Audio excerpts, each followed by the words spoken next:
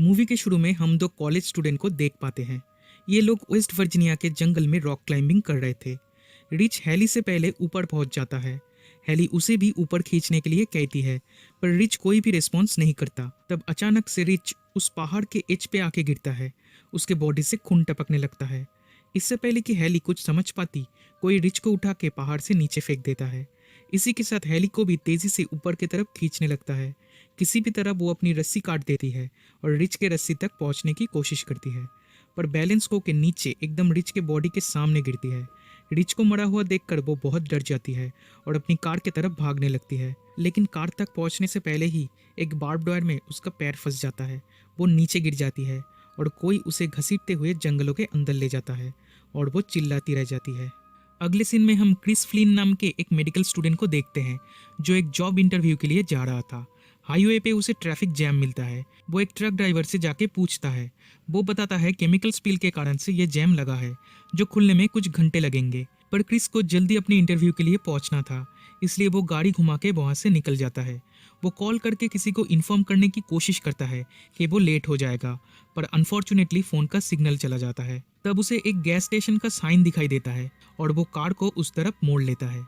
वो एक पुराने गैस स्टेशन में पहुंचता है और वहाँ का फ़ोन ट्राई करता है, लेकिन वो फ़ोन डेड था। गैस स्टेशन का मालिक उसे और एक रास्ते के बारे में बताता है, मैप में जिसका नाम बियर माउंटेन रोड लिखा था। ये रोड जंगल के थ्रू जाके हाईवे से मिल रहा था। क्रिस कार में बैठ के उस रोड के लिए निकल पड़ता है। कुछ दूर जाने के बाद ये रोड दो भागों में डिवाइड हो जाता है। गैस स्टेशन के मालिक ने उसे कच्ची सड़क से जाने के लिए कहा था, इसलिए वो कच्ची सड़क पे ही अपनी कार मोड़ लेता है। कुछ देर बाद इस रोड के साइड पे उसे एक हिरन मरा हुआ दिखता है। वो सामने देखने के बजाय उस हिरन को ही देखने लगता है और सामने खड़ी एक कार से उसका एक्सीडेंट हो जाता है।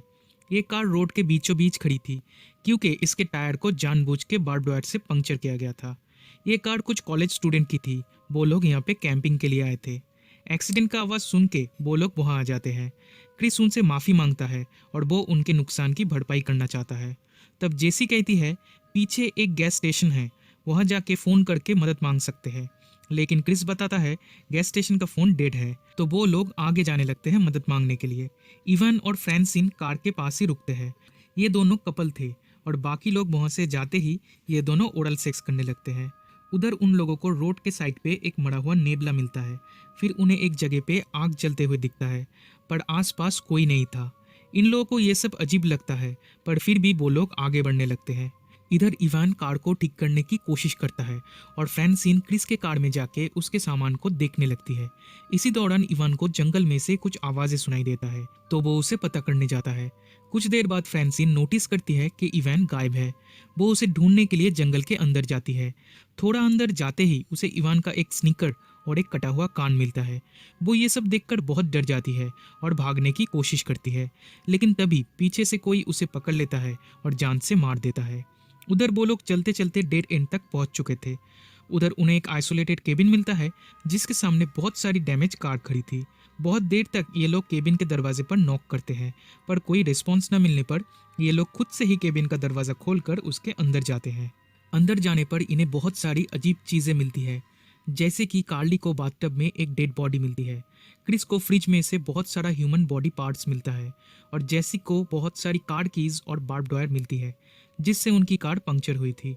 ये सब देख के वो लोग समझ चुके थे कि यहाँ पे क्या चल रहा है और इस केबिन से भागने लगते हैं, लेकिन तभी उन्हें एक ट्रक की आवाज़ सुनाई देती है। वो देखते हैं सामने के रास्ते से कोई आ रहा है, तो वो पीछे के गेट की तरफ भागने लगते हैं, पर पीछे का गेट सील्ड था, इसलिए और कोई ऑप्शन ना होने के कारण से उन्हें उस केबिन में ही छुपना पड़ता है। क्रिस एंड जेसी एक बेड के नीचे और कार्ली एंड स्कॉट एक दूसरे कमरे में छुप जाते हैं। वो लोग अब केबिन के अंदर आ चुके थे। वो लोग फ्रांसिन के लाश को जमीन में पटक देते हैं, फिर उसे काट के खाने लगते हैं। उसे खाने के बाद वो लोग सो जाते हैं। इसी बहाने ये चारों यहाँ से भागने लगते हैं। क्रिस दरवाजे को पकड़े रहता है ताकि कोई आवाज़ ना हो और बाकी के लोग आसानी से निकल पाए, बट अनफॉर्चुनेटली इनमें से एक आदमी क्रिस को देख लेता है। तब ये चारों जान बचाने के लिए यहाँ से भागने लगते हैं, लेकिन वो लोग भी उनके पीछे ट्रक लेकर निकल पड़े थे। भागते भागते वो लोग एक जगह पे पहुंच जाते हैं जहाँ पे बहुत सारी डैमेज कार खड़ी थी, which they realize are the cars of the victims। इसी दौरान वो लोग भी वहाँ पर आ जाते हैं और हम व्यूअर्स पहली बार इन्हें क्लियरली देख पाते हैं। ये लोग तीन भाई हैं, वन आई, सॉटूथ और थ्री फिंगर। ये तीनों डिसफिगर्ड म्यूटेंट्स थे और साथ ही कैनिबल, यानी कि ये लोग इंसानों को खाते थे। ये चारों प्लान बनाते हैं कि वो लोग उनके ट्रक को चुरा के यहाँ से भागेंगे। क्रिस उनको डाइवर्ट करता है और बाकी लोगों को ट्रक चुराने बोलता है, पर सॉ टूथ क्रिस के पैर में गोली मार देता है। तब क्रिस को बचाने के लिए स्कॉट उन्हें डाइवर्ट करने लगता है, तो वो लोग क्रिस को छोड़ के अब स्कॉट के पीछे पड़ जाते हैं। इसी बहाने जेसी और कार्ली क्रिस को लेकर ट्रक के तरफ जाते हैं और जैसे ही ट्रक का दरवाजा खोलते हैं वहाँ से उन्हें इवान का बॉडी मिलता है। वो लोग जल्दी से उस ट्रक में बैठ के वहाँ से भाग जाते हैं और स्कॉट को ढूंढने लगते हैं। कार्ली को स्कॉट दिख जाता है। वो लोग उसके लिए ट्रक को रोकते हैं, पर इससे पहले कि वो ट्रक में चढ़ पाता, सॉटूथ उसे पीछे से मार देता है। वो उनके ऊपर भी हमला करता है, लेकिन वो लोग जल्दी से वहां से निकल जाते हैं। तब ये लोग स्कॉट की बॉडी को उठा के वापस केबिन में ले जाते हैं। अब ये लोग उस रोड पर कुछ दूर जाने के बाद देखते हैं आगे का रोड ब्लॉक्ड है। तब इन्हें पैदल चलना पड़ता है। कार्ली बहुत अपसेट थी क्योंकि स्कॉट उसका फियांसे था।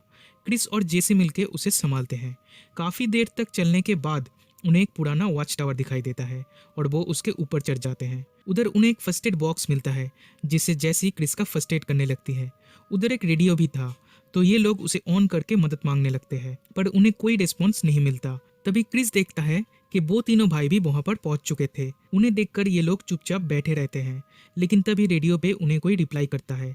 रेडियो का आवाज वो तीनों भी सुन लेते हैं और वो लोग भी ऊपर चढ़ने लगते हैं। कार्ली तब फिर से रेडियो पे मदद मांगने लगती है, पर वो लोग बाहर से रेडियो का वायर खींच के उसे डिस्ट्रॉय कर देते हैं। क्रिस वॉच टावर का गेट ब्लॉक कर देता है और अचानक से सब कुछ शांत हो जाता है। सबको लगता है कि ये तीनों यहाँ से जा चुके हैं और तभी उन्हें आग और धुआं दिखाई देता है। वो देखते हैं वॉच टावर पे उन्होंने आग लगा दिया है। ये देखकर कार्ली पैनिक करने लगती है और विंडो से कूदने की कोशिश करती है। क्रिस उसे रोकता है। देन नीचे पेड़ के ब्रांचेस को देखकर क्रिस भी कूदने के लिए राजी हो जाता है। वो कहता है बचने के लिए उन्हें उन ब्रांचेस के ऊपर कूदना होगा। इससे उन्हें चोट तो लगेगा, पर ये जल के मरने से बेहतर होगा। एक एक करके ये तीनों उन ब्रांचेस पे कूदने लगते हैं, लेकिन वो तीनों भाई उन्हें कूदते हुए देख लेते हैं। थ्री फिंगर तेजी से पेड़ पे चढ़ने लगता है। क्रिस और जेसी एक पेड़ से दूसरे पेड़ पर जाने लगते हैं, बट कार्ली थोड़ा रेस्ट लेती है और ठीक तभी पीछे से थ्री फिंगर आके कार्ली का सर काट देता है। देन क्रिस और जेसी मिलकर थ्री फिंगर को मारने का प्लान बनाते हैं। क्रिस एक ब्रांच को खींच के पकड़ के रखता है और जेसी थ्री फिंगर को फंसा के उसके रिंच तक लेके आती है। जैसे ही थ्री फिंगर उधर आता है, क्रिस उस ब्रांच को छोड़ देता है और थ्री फिंगर नीचे गिर जाता है। फिर ब्रांचेस की मदद से वो लोग एक वाटरफॉल के पीछे एक केव तक पहुंच जाते हैं। जैसी कहती है रिसेंटली उसका ब्रेकअप हुआ था और उसे चीयर अप करने के लिए उसके फ्रेंड उसे इस जंगल में घुमाने लाए थे, लेकिन अब बिना वजह ही वो लोग मारे गए। वो दोनों उस केव पर ही रात गुजारते हैं। सुबह होते ही वो लोग वहां से चले जाते हैं। कुछ दूर जाने के बाद नीचे उन्हें एक रोड दिखता है। वो रोड बहुत ही नीचे था, तो वो नीचे उतरने का रास्ता ढूंढने लगते हैं, लेकिन तभी सॉटूथ पीछे से आके क्रिस को नीचे ढकेल देता है और वानाई जेसी को पकड़ के केबिन में ले जाने लगता है। क्रिस किसी भी तरह खुद को बचा लेता है। तब उसे रोड पर शेरिफ की कार आते हुए दिखती है। वो जल्दी से ढलान से नीचे उतरकर सीधा कार के सामने पहुंच जाता है। इससे पहले कि वो शेरिफ को सब कुछ बता पाता, सॉटूथ शेरिफ के आंख में तीर मार देता है, जिससे वो भी मारे जाते हैं। क्रिस शेरिफ के कार को लेके भागने की कोशिश करता है, पर कार की चाबी शेरिफ के पास थी, जो सॉटूथ को मिलता है।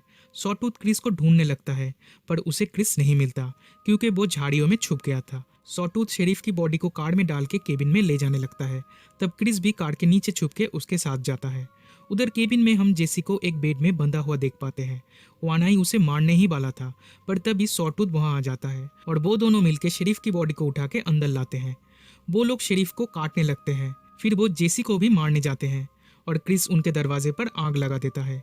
जैसे ही वानाई दरवाजे के पास जाता है, क्रिस शेरिफ की कार को उसके ऊपर चढ़ा देता है। इसके बाद वो सॉटूथ को भी जला देता है और एक आयरन टूल उसके सीने में घुसा देता है। वो जल्दी से जेसी को छुड़ाने लगता है। तब सॉटूथ उठ जाता है और क्रिस पे हमला कर देता है। देन जेसी उसके सर में तीर मारकर उसे मार देती है।